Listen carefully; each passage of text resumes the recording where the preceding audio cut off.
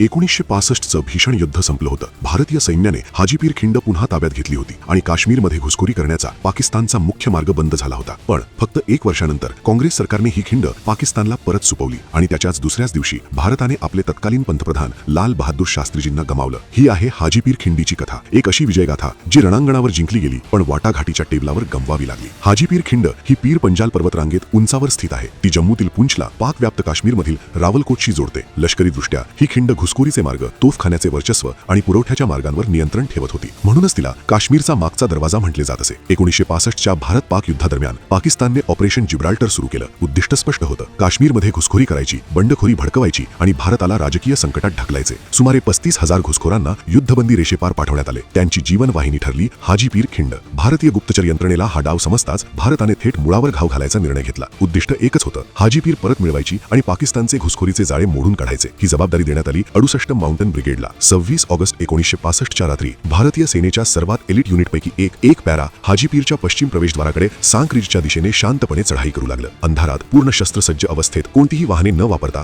जवानांनी 4000 फूट उंचीवर चढाई केली. 27 ऑगस्ट पर्यंत सांक रिज, सार रिज आणि लेडवाली गली पुन्हा ताब्यात घेण्यात आली आणि 28 ऑगस्ट 1965 सकाळी 10:30 वाजता भारताने हाजीपीर खिंड जिंकली. त्याचवेळी पंजाब रेजिमेंटच्या 19व्या बटालियनने बेदोरी आणि कुथनर दी गली परत मिळवली, तर 6 डोगरा रेजिमेंटने गिटियान कॉम्प्लेक्स सुरक्षित केले. सप्टेंबर 1965 पर्यंत संपूर्ण हाजीपीरचा भाग भारताच्या नियंत्रणाखाली आला होता. आता लष्करीदृष्ट्या पाकिस्तानची घुसखोरी पूर्णपणे मोडून निघाली होती. पुरवठा मार्ग तुटले होते आणि काश्मीरचे त्याच्यासाठी मार्ग बंद झाले होते. पण याचा प्रत्यक्षात फायदा झाला नाही, कारण 10 जानेवारी 1966 रोजी भारत आणि पाकिस्तानमध्ये ताशकंद करार झाला. भारताकडे 1920 चौरस किलोमीटर क्षेत्र असतानाही भारताने हाजीपीर खिंड परत दिली, तर पाकिस्तानने फक्त 550 चौरस किलोमीटर क्षेत्र परत केलं. नंतर ज्येष्ठ पत्रकार कुलदीप नय्यर, जे यावेळी शास्त्रीजींसोबत ताशकंदला होते, यांनी दावा केला की सोव्हिएत युनियनचा दबाव आणि काश्मीरवरील संयुक्त राष्ट्रांच्या वेटो समर्थनाबाबतच्या धमक्यांमुळे पंतप्रधानांच्या निर्णयावर परिणाम झाला आणि फक्त 1 दिवसानंतर 11 जानेवारी 1966 रोजी पंतप्रधान लाल बहादूर शास्त्रीजींचे गूढ परिस्थितीत निधन झाले. ज्यामुळे हाजीपीर आणि ताशकंद करार हा भारताच्या सर्वात वादग्रस्त क्षणांपैकी एक ठरला, जिथे रणांगणातील विजय मुत्सद्देगिरीपुढे हरला.